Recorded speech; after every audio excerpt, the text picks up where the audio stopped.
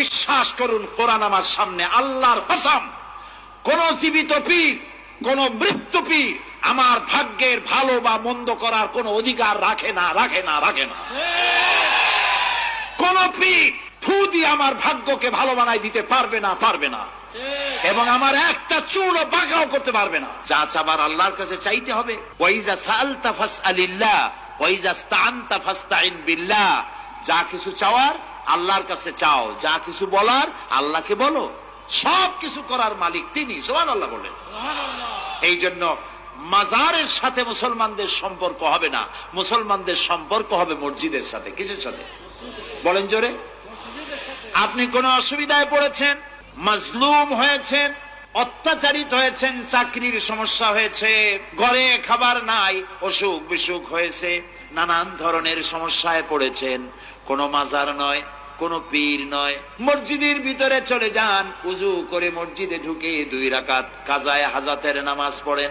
রাসূলুল্লাহর উপরে যখনই বিপদ হতো তিনি নামাজে দাঁড়ায় যেতেন। সুবহানাল্লাহ বলো।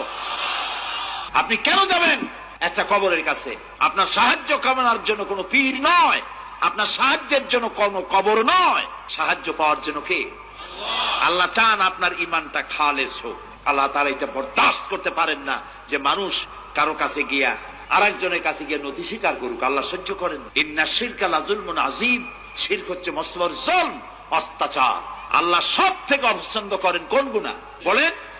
শিরক। আল্লাহ সহ্যই করেন না। কেন করেন না? একটা যুক্তিতে আসে। যারা বিবাহ করেছেন তাদের স্ত্রী যদি স্বামীর সাথে যে ধরনের হাসি খুশি প্রেমের আদান প্রদান করে, স্বামী ছাড়া যদি আরেকজন পুরুষের সাথে এরকমের ভাব বিনিময় করে, ফোনে কথা বলে, প্রেম করে, খুব সুন্দর করে ভালোবাসা দিয়ে যদি চিঠি লেখে অন্য পুরুষের কাছে, অথবা প্রেম নিবেদন করে, তাহলে স্বামীদের অবস্থা কেমন হবে বলেন? এইটার জবাব দিতেও যদি দেরি হয় তো খুবই কুলক্ষণ। হ্যাঁ, ভয়ানক হবে, ভয়ানক হয়ে যাবে। নিজের চরিত্র যতই যা হোক, বউর চরিত্র ভালো চাই। আচ্ছা বলেন তো, স্ত্রী আপনার সঙ্গে যেভাবে প্রেমের হাসি হাসে, প্রেম নিবেদন করে, ওই রকম আরেকটা পুরুষের কাছে সাথে করলে আপনার সহ্য হয় না কেন? আপনি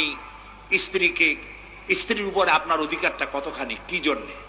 আপনার স্ত্রীর যে হাসি, যে মিষ্টি হাসি, যা আপনার প্রাণ কেড়ে নেয়, ওই হাসিতে আপনার কোনো অবদান আছে বলেন? তার যে টানা টানা চোখ, সুন্দর ভ্রু, মাথায় অনেক লম্বা চুল, শরীরটা সুন্দর, যৌবন, রূপ, এর ভেতরে আপনার কোনো অবদান আছে? হ্যাঁ আছে, একটু তো আছেই। আপনি যে মুখ দিয়ে বউটা হাসে, সেই ঠোঁটে একটু লিপস্টিক লাগাইছেন, যে চোখের জন্য আপনি পাগল, সেই চোখে একটু কাজল লাগাইছেন, শরীরটাকে পেঁচাবার জন্য সুন্দর একটা শাড়ি কিনে দিছেন, একটা শাড়ি দিয়ে, একটু লিপস্টিক কিনে দিয়ে, চুলের একটা ক্লিপ কিনে দিয়ে, একটা ভালো শাড়ি কিনে দিয়া স্ত্রীর উপরে যদি এত অধিকার আছে যে কোনদিন মৃত্যু পর্যন্ত কোন প্রেমের হাসি, ভালোবাসার আদান প্রদান আপনি ছাড়া আর কারো সাথে করতে পারবে না, এইটা যদি আপনার অধিকার এভাবে প্রতিষ্ঠিত হয়, তাহলে এই হাসি যিনি দিলেন, এই দাঁত, এই সুন্দর চোখ, এই রূপ, এই যৌবন যে আল্লাহ তাআলা দিলেন, তার সামনে কোন পীর অথবা কবরের সামনে যদি হাত পাতে আল্লাহ বরদাস্ত করেন না। রাসূল সাল্লাল্লাহু আলাইহি সাল্লাম যে রোগে মারা গেছেন, শেষ অসুখ, সেই সময়ে তিনি বললেন, পৃথিবীর মানুষ সাবধান থেকো, লানাল্লাহুল ইয়াহুদা ওয়ান নাসারা ইত্তাখাযু কুবুর আনবিহিম মাসাজিদা।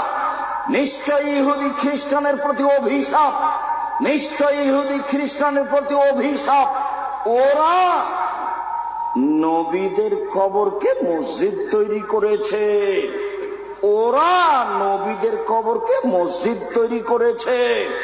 রাসূল সাল্লাল্লাহু আলাইহি সাল্লাম বললেন, লা তাজালু কাবরি ওয়াসানা। পৃথিবীর মানুষ, আমার কবরটাকে ইবাদতের জায়গা করো না। পৃথিবীর মানুষ, আমার কবরটাকে ইবাদতের জায়গা করো না।